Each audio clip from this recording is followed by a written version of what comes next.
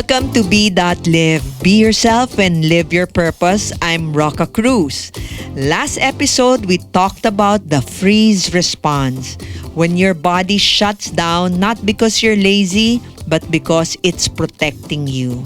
Today, we're unpacking another trauma response: flight. This is a tricky one because it often looks productive. You're busy, you're moving, you're achieving. But what's really happening? You're running away. Let's start with the story of Stephanie. Stephanie grew up in a broken home.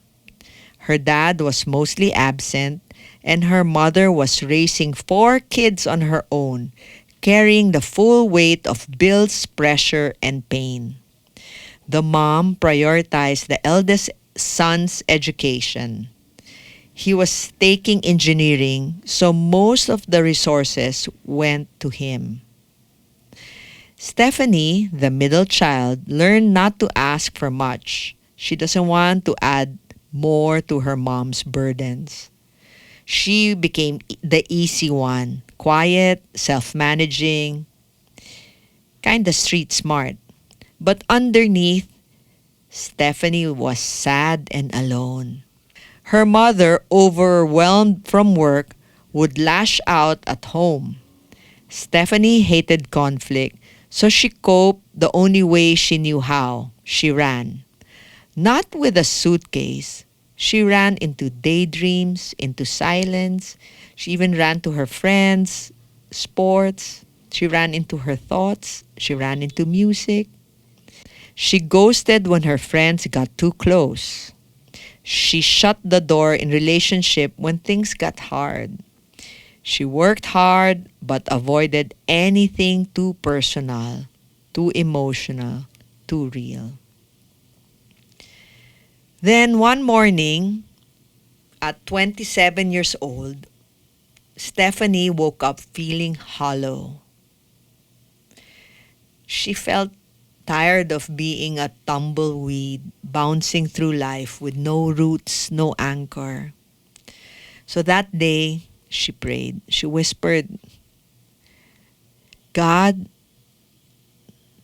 I'm tired of being alone. I'm tired of shallow relationships. I want to be loved. Help me. I want to belong."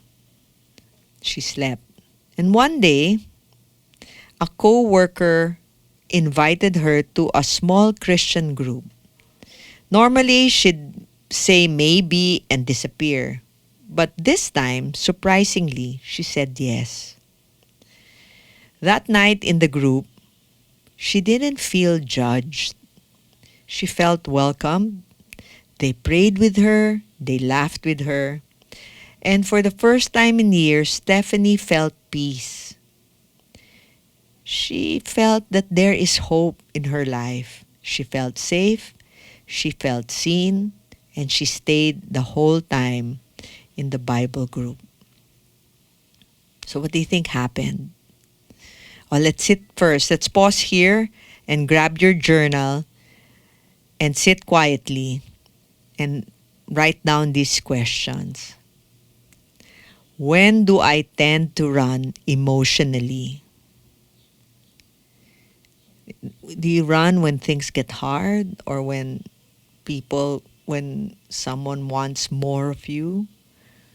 Or when do you run mentally? What would it look like to stay in the present even when it's uncomfortable? Take your time. No judgment, no pressure. Just honestly answer. When do I tend to run emotionally? Here's why we flight. Why do we run? Because once upon a time, staying felt dangerous. You may have grown up in chaos, in a home where your voice didn't matter, or where expressing anger got you punished. You believe, if I just stay ahead, stay useful, stay gone, I'll be safe.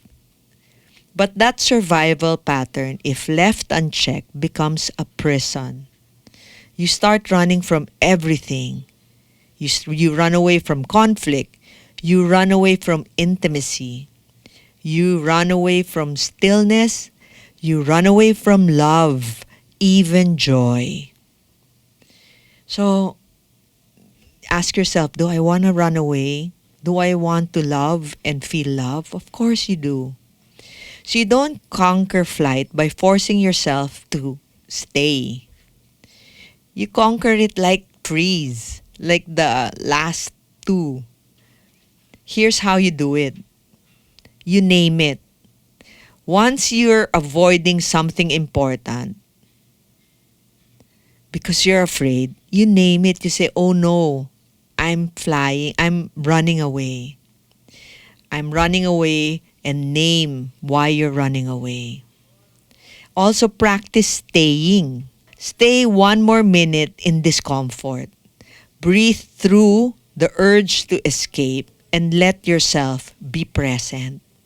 Like if you're in a party or there's a hard conversation, instead of running away and walking out, you listen, open your mind. Stay just one more minute. Try that. Also resting. Because when you run away, you're always working. You're always stuck in flight mode. Schedule rest like it's sacred. Because for people who are stuck in flight, stillness feels scary. But it's medicine. You know, sometimes when you're in the car and you don't want quiet, you're uncomfortable when everything's so quiet. It's okay. You're safe. Just rest and relax.